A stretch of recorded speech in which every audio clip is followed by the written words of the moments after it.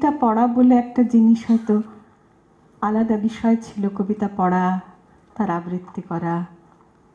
আজকে সেসব একেবারে নেই। আজকে প্রতি দিনটা জড়িয়ে আছে কবিতার সঙ্গে, প্রতিটি মুহূর্ত জড়িয়ে আছে কবিতার সঙ্গে, প্রতিটি মানুষের সঙ্গে আদান প্রদান জড়িয়ে আছে কবিতার সঙ্গে। কবিতা আমার যাপন, কবিতা আমার আবৃত্তির বিষয়, এটা আর ভাবি না।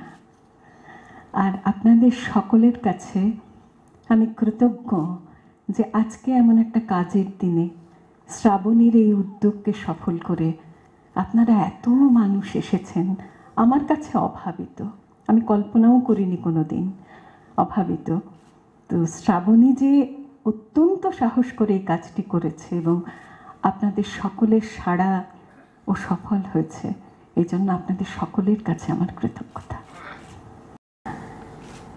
কবিতা তো কৈশোরের স্মৃতি, সে তো ভেসে ওঠা ম্লান আমার মায়ের মুখ, নিমডালে বসে থাকা হলুদ পাখিটি, পাতার আগুন ঘিরে রাত জাগা ছোট ভাই বোন, আব্বার ফিরে আসা, সাইকেলের ঘন্টার ধ্বনি, রাবেয়া রাবেয়া, আমার মায়ের নামে খুলে যাওয়া দক্ষিণের ভেজানো কপাট। কবিতা তো ফিরে যাওয়া পার হয়ে হাঁটু জল নদী, কুয়াশায় ঢাকা পথ, ভোরের আজান কিংবা নাড়ার দহন, পিঠার পেটের ভাগে ফুলে ওঠা তিলের সৌরভ, মাছের আষ্টে গন্ধ, উঠোনে ছড়ানো জাল আর বাঁশ ঝাড়ে ঘাসে ঢাকা দাদার কবর। কবিতা তো 46-এ বেড়ে